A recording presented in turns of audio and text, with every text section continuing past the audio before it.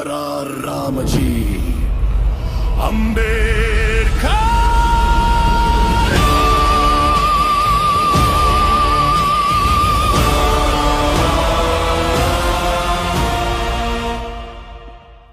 ಒಂದು 1923ರಲ್ಲಿ ಡಾಕ್ಟರ್ ಭೀಮರಾವ್ ಅಂಬೇಡ್ಕರ್ ಭಾರತಕ್ಕೆ ಮರಳಿದರು.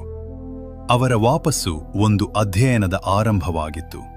ಇತಿಹಾಸದ ಪುಟಗಳಲ್ಲಿ ಮರೆತು ಹೋದ ಸತ್ಯವನ್ನು ಅವರು ಹುಡುಕುತ್ತಿದ್ದರು.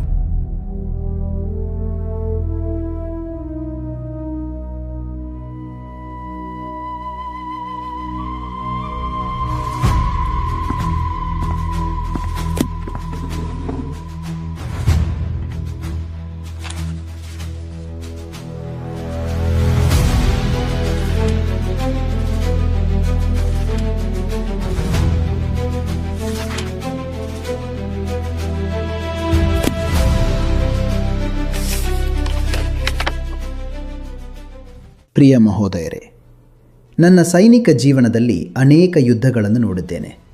ಆದರೆ 1818ರ ಜನವರಿ 1ರಂದು ಭೀಮಾ ಕೋರೆಗಾಂವ್ನಲ್ಲಿ ನಡೆದ ಯುದ್ಧ ನನ್ನ ಮನಸ್ಸಿನಲ್ಲಿ ಆಳವಾದ ಗುರುತು ಬಿಟ್ಟಿದೆ. ಅಲ್ಪಸಂಖ್ಯೆಯ ಸೈನಿಕರು ಅಪಾರ ಶತ್ರುಪಡೆ ಎದುರಿಸಿ ನಿಂತ ಆ ದೃಶ್ಯ ನಾನು ಎಂದಿಗೂ ಮರೆಯಲಾರೆ. ಆ ಯುದ್ಧದಲ್ಲಿ ಮಹಾರ್ ಸೈನಿಕರು ತೋರಿದ ಧೈರ್ಯ ಮತ್ತು ಶಿಸ್ತು ಅಪೂರ್ವವಾದದ್ದು. ಗುಂಡುಗಳ ಮಲೆಯ ನಡುವೆ ಗಾಯಗೊಂಡರೂ ಕೂಡ ಅವರು ತಮ್ಮ ಸ್ಥಾನ ತೊರೆಯಲಿಲ್ಲ. ಅವರ ಕಣ್ಣುಗಳಲ್ಲಿ ಭಯವಿರಲಿಲ್ಲ. ಕರ್ತವ್ಯ ಪ್ರಜ್ಞೆ ಮತ್ತು ತಮ್ಮ ಸಹಯೋಧರ ಮೇಲಿನ ನಿಷ್ಠೆಯೇ ಸ್ಪಷ್ಟವಾಗಿ ಕಾಣಿಸುತ್ತಿತ್ತು.